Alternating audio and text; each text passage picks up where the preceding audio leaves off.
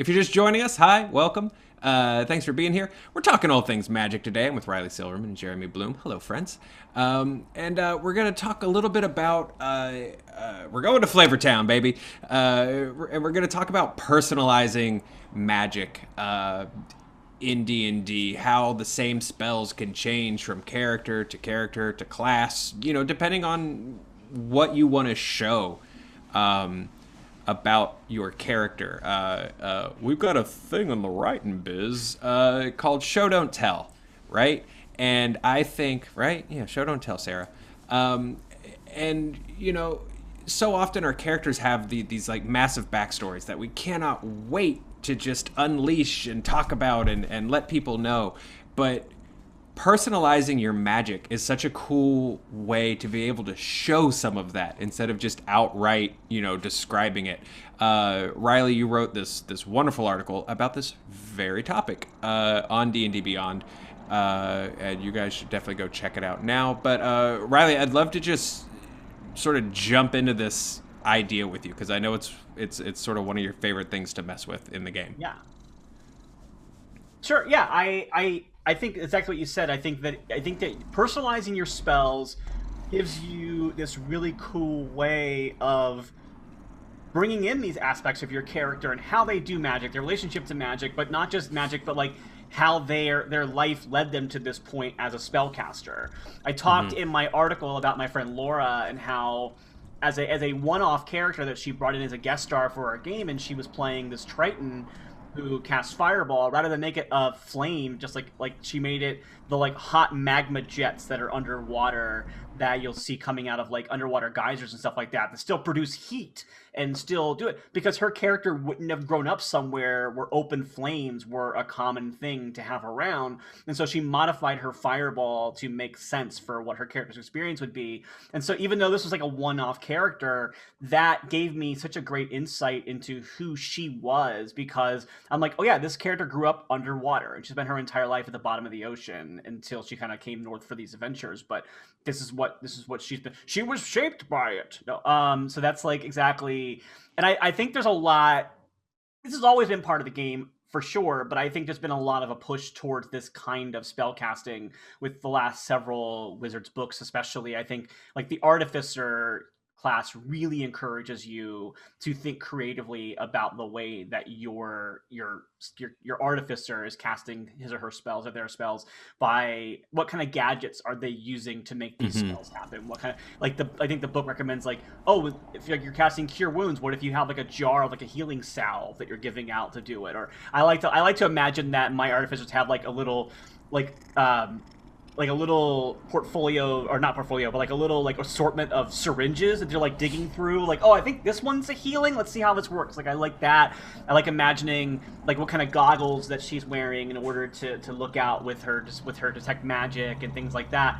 So that is really a fun thing of it, but it's not limited just that class. Every class and every subclass and every type of character within those, there's just this endless rainbow of ways that you can change and move spells around. And yeah, my home game is I'm so stoked. I just hit level 3 on my Artificer, and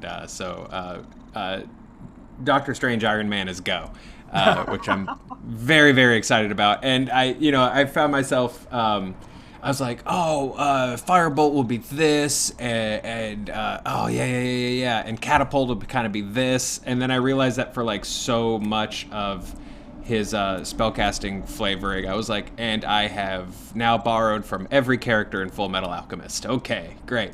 I got Snappy Glove Flames and the whole 9 yards. But yeah, like literally, for Catapult's one of my favorite spells. I think it's so stupid.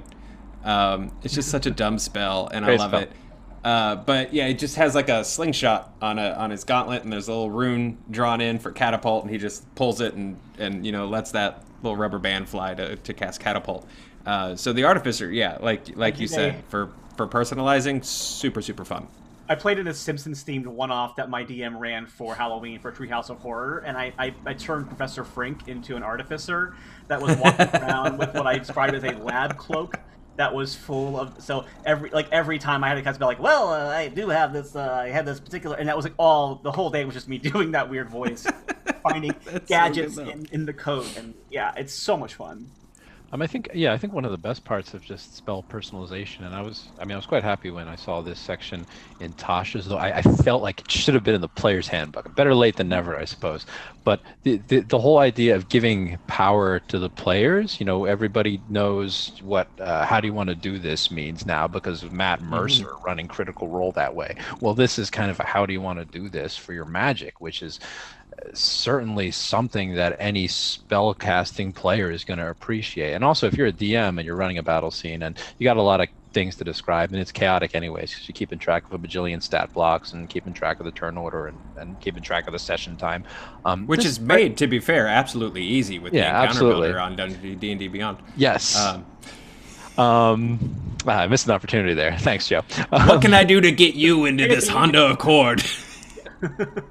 Sign up at dndbeyond.com. But the great thing is that this can help put a little of the responsibility on your players to move the narration along, and also take a little bit of the weight off your shoulders, and just in general have a more spirited storytelling experience at the table. Yeah, Yeah. as someone who comes from the world of streaming games online, and especially a lot of times when you have audiences who will visit your shows later in podcast form and aren't watching it on a screen, I think that having these really cinematic elements to describe how your spells are being cast can really help change the experience of people listening to a show and being able to like theater the mind a little bit more what spells are like. And then I took that same energy from my performative shows into like my home games, and I feel like it's just so much easier for me to feel really invested in my character even when she's just casting spells in combat. I feel like I'm doing something with her that is interesting and role playing, as opposed to just, okay, I cast Fireball and now I'm gonna roll this damage. Yeah. Okay, I did that damage. And this is something like I definitely want to do more of myself, because when I first started running games, I was very much into like, oh, I'm the DM, I must narrate everything. Okay, well, this is how you behead this monster. This is what your fireball looks like. This is what your radiant strike is. But now it's definitely something that I want to give to the players, because these are the characters that they've spent so much time developing, and these are the characters that they're invested in. Why not give them a chance to let those powers manifest in their mind in a spectacular way? Yeah. You might have a mix of players at your table, as a DM. You might have folks like Riley and I who are like, but I have some very specific idea as to how Spectral Blade appears when my sorcerer casts it, which I do. And then you might have some players at that same table who are like, I don't know, I swing my sword. But newer players, people who aren't maybe comfortable yet. But I think as a well-balanced DM, and I apologize to everyone, I'm being told by our producer that my cat is purring too loud and causing a lot of background noise. So if there's just under this, my apologies. Working from home, but I actually want you to turn the Your volume Awakened of that spellbook first should off. be your cat. It's just my cranky ass cat who's so mad that I'm even suggesting that she leave this chair right now. But I think this is also a cool opportunity for a DM to bring in those players that may not quite be as comfortable or as ready to be creative. Being able to watch another player really get down and dirty, into like, here's how my spell looks and here's what it does. That's a great opportunity for you to sort of increase the comfort level and let some of your newer players get a little more courageous. And there's also the ability, like Jeremy was talking about, as a DM, to describe someone's spells in a way to kind of draw out things, or if something is happening that is affecting your players in a way they might not know, manipulating how their spells are casting might be a fun way of like tipping the hat towards that a little bit. Like if something's going on with their god and they are casting a divine spell, suddenly like it flickers a little bit, or explaining how it looks different, or similar to like if you've ever played in an Avernus campaign, and how in Avernus a lot of the spells are cast very differently. Like familiars in Avernus only show up as little like imps and stuff, instead of like whatever cool cute creature that purrs on your lap that you might normally have as your familiar. You can do the same kind of things with other spells. You can have a lot of fun with that, I think. Yeah, it's the same in Barovia or Curse of Strahd or Van Richten's Guide to Ravenloft. I'm sure we'll have more rules on that, which you can pre-order on D&D Beyond right now. I did it. Nailed it. I got it. Nailed it. It was so smooth. Like, it was very I got organic. it. It just got into people's brains. I don't even know how they got the thought. They're just clicking pre-order. Well done, Jeremy. Got a question from chat for the two of you. This is from Aaron Lore. What do you do to reflavor a spell like Fireball if, say, you want it to be kind of tentacly, or if, I don't know, you like animated rabbits? I mean, I think an animated rabbit that's on fire would be terrifying to have. Fire rabbits is... yeah. That sounds horrible. Yeah. I did say, because to that chat person, I definitely recommend checking out my article, because I actually really took a deep dive on Fireball, and I picked a variety of different ways you can cast Fireball. And one of the ones that I did say was that if you're playing in Theros and you're using like Heliod as your god, and you cast Fireball, you might see like a chariot pulling a little sun that like lands right in the middle of your enemies. And I think that something like that with the rabbit idea would be very similar. I think you can imagine this rabbit that almost carries the fireball forward, or is a burning rabbit that goes in. It's like a spectral form. And same thing with the tentacly thing. I think that fits super well into the idea of like Cthulhu, like otherworldly elder gods, these like tentacly creatures that kind of, because fireball is magic, right? It's not like you are just like throwing gasoline on something and lighting it on fire, unless you're an artificer. So however you think your spellcaster would imagine or envision that fireball, I think that would work fine. And the damage is still going to be the same. It's just a matter of having this cool looking shape. Yeah. And what's the I think your background and your subclasses can all play into this. If you're a warlock, if you're going the subclass route and you're a warlock, depending on your patron, I think that feeds into a lot of how your magic looks. If your patron is something a little more Cthulhu-y, who's to say that that magic isn't literally you're opening up a rift in space, and that otherworldly unknowable fire has literally like been summoned by Nagash, the Lord of 10,000 Needles, or whatever your Eldritch your patron is. That's how I cast my spiritual weapon as my Umberlee worshipping Tempest cleric. Is I imagine a tentacle that is, I describe it as coming out. It almost seems like there's water, but it's coming out of like a rift in space, and just reaching out and grabbing things and slamming it around. And it's so fun to imagine that as being how it works. Yeah. So that's a really fun thematic challenge for a character. If I'm going to make a warlock, how can I make every single spell of mine resemble my patron Cthulhu? Personal challenge right there. I like it. Yeah, no, it's super fun. The other route that can, I think, really, if you want a starting point for like, okay, well, what do my spells look like? Because obviously your spells can look like whatever. If you're playing a wizard and your wizard has just decided like, no, spider crawl actually makes it look like I have spider legs, because that's the way I want the spell to look. That's totally cool.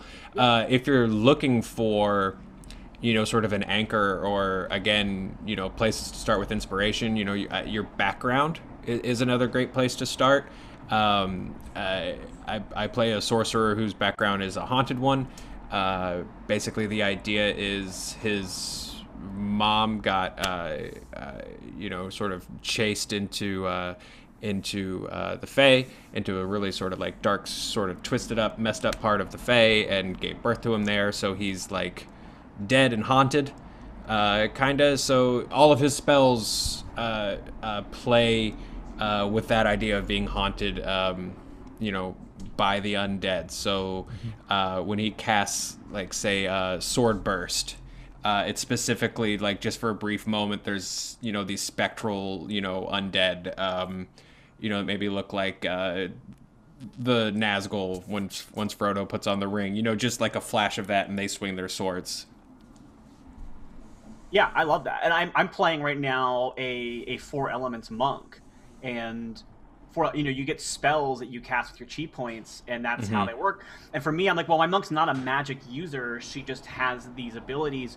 So for me, it was, how do I reflavor these spells to feel more like something that a monk would be doing, as opposed to someone who's a spellcaster?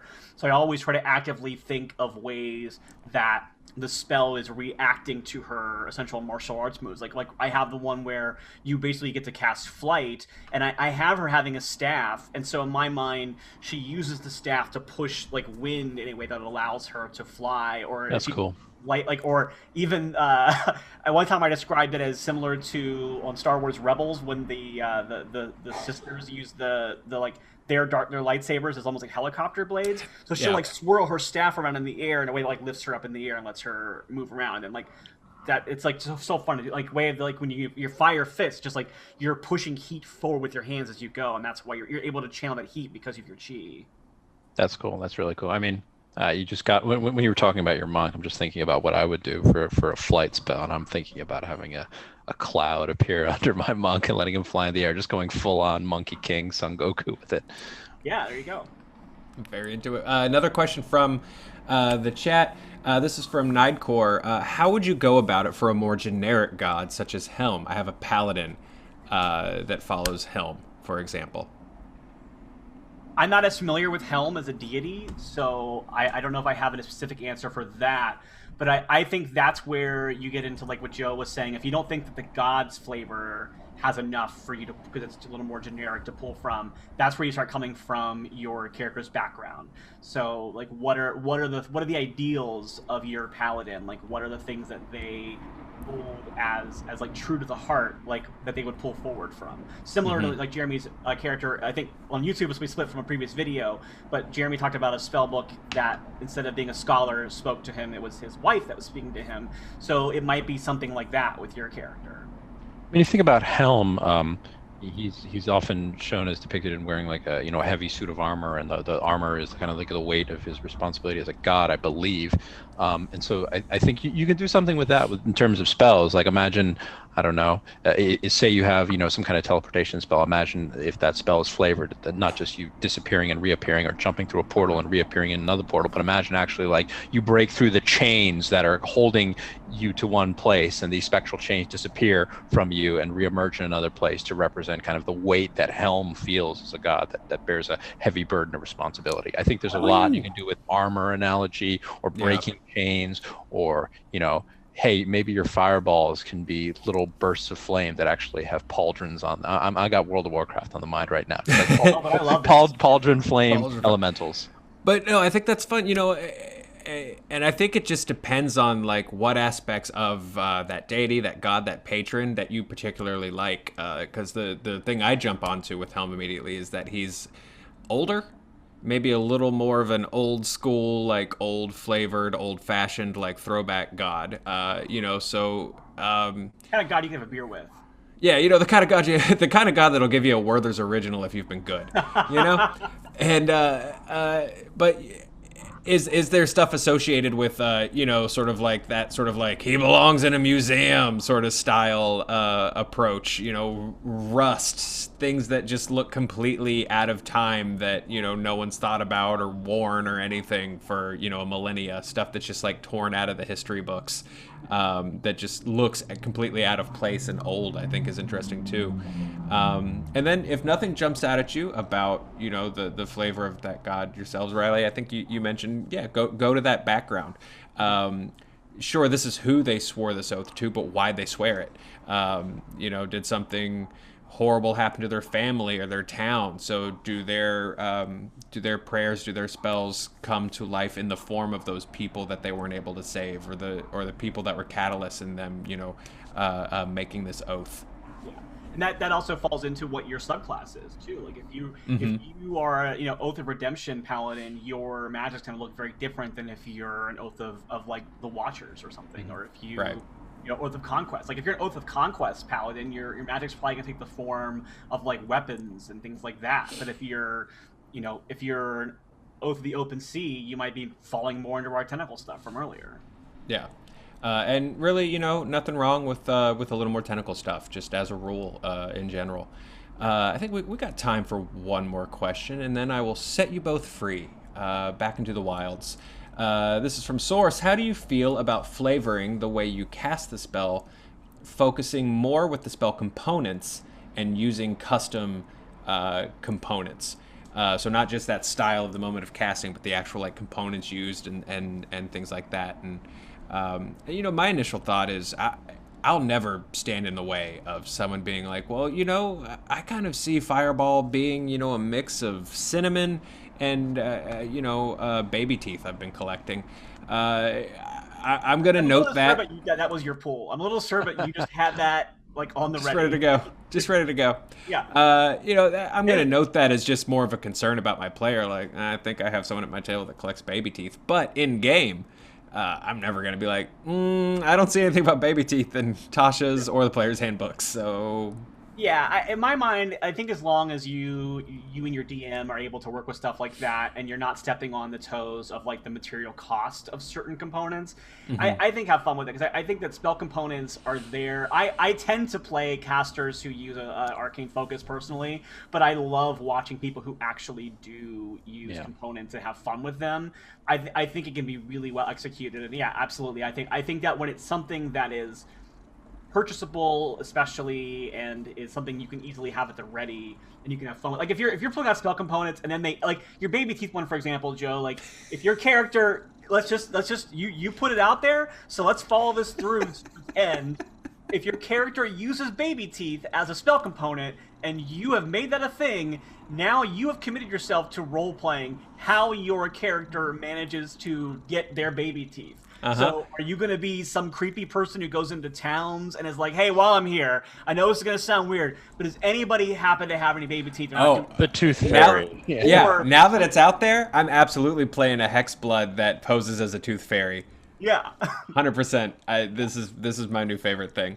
Yeah, so I think that is a really fun thing, and I'm glad that person asked that question, because that is a lane that even I didn't think about when I was writing my piece. But yeah, you have just opened up yourself to storylines where now you have to do Hexblade Tooth Fairy stuff, or you can't cast whatever spell you decided. Every town we go to, Jeremy's Wizards got to go shopping. Riley's Monks got to go do some training and meet with this new master during downtime, breaking into houses and taking teeth collecting from under pillows. Comes back with a bag of something. Like no one's gonna even ask what happened. Where'd you get those? Long story. How was your downtime? Well, you made 20 enemies, so congratulations on that. The guy that was supposed to pay us upon completion of this quest no longer has molars, but otherwise, pretty good. I think that's about all we've got for questions from the chat. Did you two have any sort of final thoughts on this idea of personalizing spells? I love it. For it. Yeah, I think it adds to the narrative flow of the game. It adds to the shared story that players are creating together with their dungeon master, and it really it gives players more to do, and it amps up the real fun of your game, I think. And look at that picture of like the magic missiles in the form of chickens. Like that's very evocative. So go ahead and do it. And as I didn't get to comment on the components thing, but I've played in so many games where spell components are forgotten about because they're just not used. And so anything that gets components utilized more and pushes them into the narrative, I am all for. Yeah. I don't know if you guys have heard about that show Critical Role, but I've always felt that, because I'm also I always, that's again I don't some like little show. Yeah, you might not have seen it. I don't know if you haven't, it's pretty good. But Liam has always done such a fun job of making components interesting, just because that character is so anxious and like so just revved up and uncomfortable at all times that watching them deal with spell components, in the heat of the moment and stuff like that is always actually really, really fun to watch. Well, so from my final thought on that as well, going off what Jeremy said about components, not only talking about physical components, but think about what your vocal and somatic components are when you're casting your spells as well. Like, we talked a lot about how your spells manifest, but we didn't talk as much about how you're actually casting your spells. And that can be really, really fun, as, a bard is going to be casting spells through through music or performance of some way. But even something as simple as, like, for example, my Tempest Cleric is a water genasi, so when she casts her spells, her vocal somatics sound like ocean sounds, not words. Like you hear waves crashing, you hear thunder from the sea, you hear when she casts Toll the Dead, it sounds like the boom of like a lighthouse in the fog. Nice. Ooh. So think about that, and that can be some really fun ways to create atmosphere for the table. And again, to go back to the baby teeth chicanery, never living this down. if It's you just have oh man, it's so good. yeah, I mean, it's just we learned a lot about you, Joe. So speaking of which, if you're doing if you have created a really specific somatic thing that your character has to do in order to cast their spells, now you've created fun challenges for the DM to be like, oh, one of your hands is here, so you can only, I know that you have to cast your spell using this particular, like, to go back to Doctor Strange, for example, we see in Doctor Strange the way that certain spells are cast has to do with how certain glyphs are drawn, right? So if you make it so you can't draw that glyph, you can't cast that spell, and that can be a really fun way to limit or challenge your players. And I'm a huge fan of the way that components themselves can be manipulated using this and storytelling wise. Yeah, no, I think a ton of fun opportunities. I hope we've given y'all a little bit of inspiration and a little bit of guidance on, and a little bit of courage and encouragement into doing this, because it just adds to your character. It adds to the fun. I just want to make a baby teeth warlock villain of like a Ravenloft campaign, just like it's the new thing. A Candyman bad guy who just like wanders around and collects teeth from under pillows, and they're like, the Tooth Fairy is coming. From Little Shop of Horrors has been a warlock the entire time, and we never realized it. Look for all the details in Tasha's Cauldron of Baby Teeth, which I believe is Wizards' October drop this year. Very excited. I mean, it's not that far off what we're going to find in Ravenloft. I mean, let's be honest. This is very true. This is very true. Today. A lot of yeah. Our bad if you got a teeth thing. Sorry, this is maybe not the video for you. Hopefully you guys had a good time. And I would say if you're a DM who has been, playing with your table for a little while, and you have players that are sort of starting for the first time to kind of get into this, don't get hung up on the fact that, well, your wizards never thought about the how and the why before. Just let them do it. Creativity, let everybody at your table creatively level up. Everybody wins. All that said, Riley, where can folks find you on the internet? Oh, you can find me on Twitter at Riley J. Silverman, Instagram at Riley Silverman. I'm currently playing on Monday nights in a game called The Broken Pact on Saving Throw, and some Doctor Who stuff. Doctor Who role-playing game called The Game of Rassilon. You can also find her ruining the hobby by writing wonderful articles like How to Adapt WandaVision for your table. Right here on dndbeyond.com, and because we are just a tribe of ruiners, expect to see more, because it's very good. It was a very good article. And speaking of people just causing fights and problems on dndbeyond.com right now, Jeremy Bloom. Yes. Where can people find you online? Find me Pixel Grotto on Twitter. You can check out my blog there about video games and tabletop games. You can also read my articles on D&D Beyond. Currently, Order of the Scribes, and hopefully more Candlekeep Mysteries inspired content coming to introduce some flavor and fun into your games. Yes. We've got some cool stuff coming up on the website. Some stuff about hags, probably some stuff about teeth now, because that's probably what I'm known for now. How to build the most perfect evil tooth fairy monster. That's what Melly just said. There's so many tooth fairies being made right now on D&D Beyond as we speak. Yes. Okay, good. Okay, I got to write this now. Now I'm super interested in it. I'll let you guys out of here. I never know how to close a show properly. Take care of yourselves. Be safe. If your answer to all of this, it sounds fun, but I sure wish I could play D&D with somebody, you absolutely can. You absolutely do have people you can play with. Check out the D&D Beyond Discord. There are people all over that thing looking for folks to join games. You deserve to play. You deserve to take a chance, meet some new people, and play. And I really, really hope you do. This game's for everybody, and it's super fun. And we'll see you guys next time right here on D&D Beyond. Thanks for watching.